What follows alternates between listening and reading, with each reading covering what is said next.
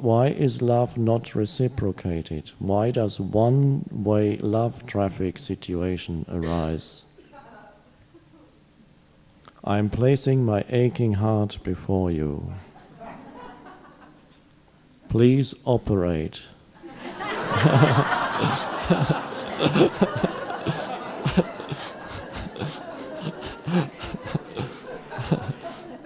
Thank you, thank you.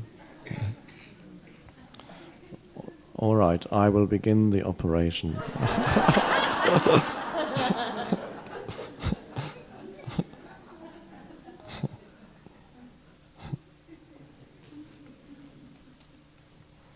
Now, one form loves and the other form doesn't reciprocate. Why is that? And the pain that comes with that, great pain for many people, it's enormous pain.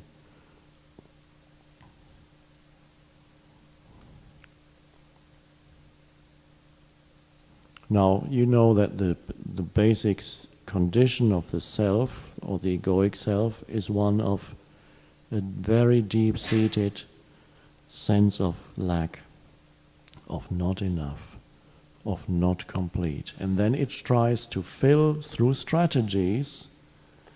The mind itself tries to fill that lack that it knows and feels almost continuously, except for brief moments when something has been put in there, and then for a moment the lack is not felt.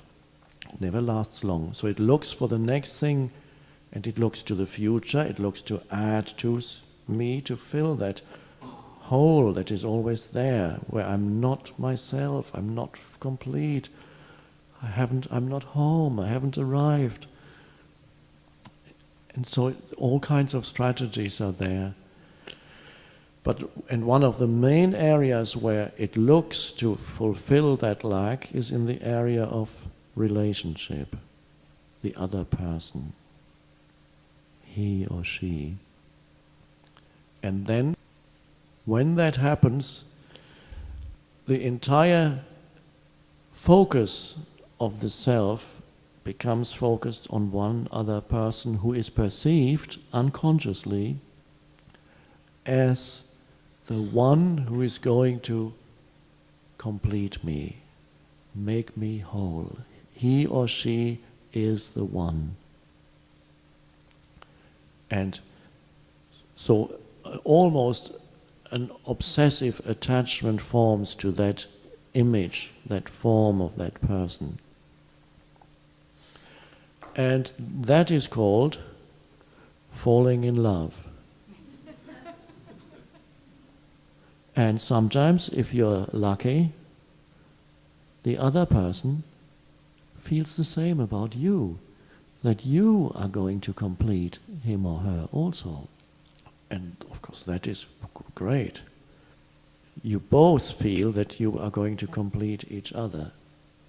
And then probably you will want to get married, sign a contract, just to make sure that for the rest of your life you are going to complete me and you're not going to leave me, because that would have dire consequences if you broke that contract and left me. Don't you even think about that. And then you marry. This is where the films end. The director says, cut here. But life goes on.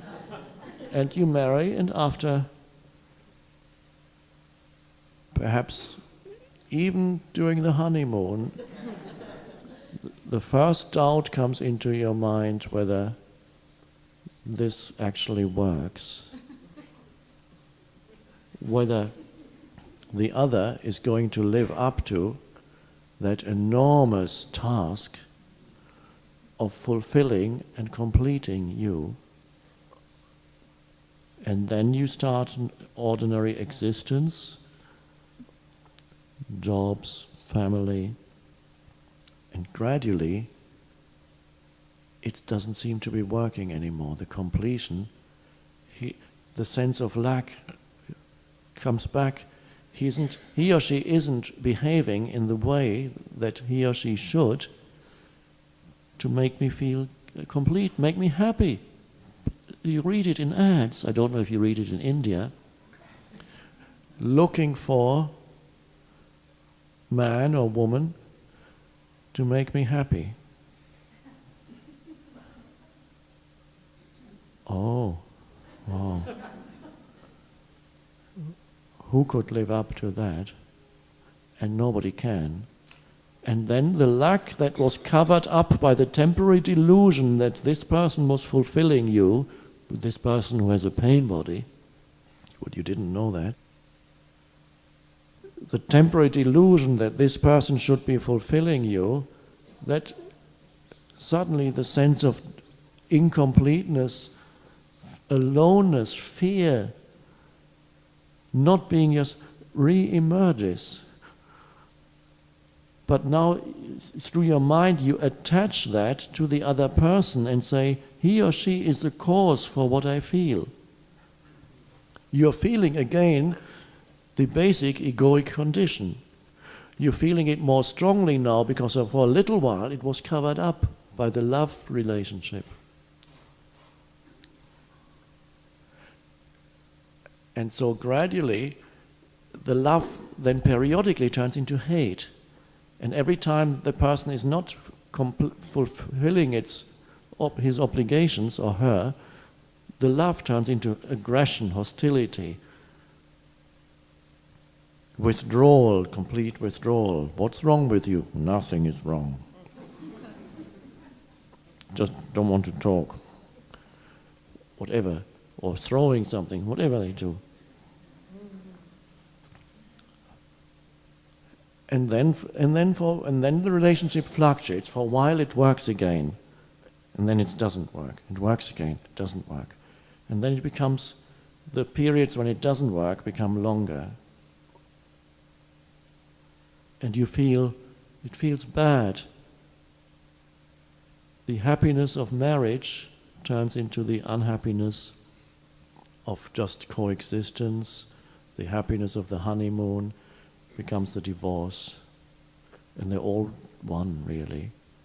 So it was an attempt to fulfill you through some form, some outer form, and then all that happens in the end, you sense the unfulfillment more strongly, and then you blame that form for causing you that pain. It's egoic pain. This is the pain that arises out of love-hate relationships. Now, the questioner, of course, is not at that stage, because it is one-way traffic, as he puts it. That great love is felt for this form, but it's not reciprocated. What do you do then? Then you feel that lack even more strongly. And it's painful.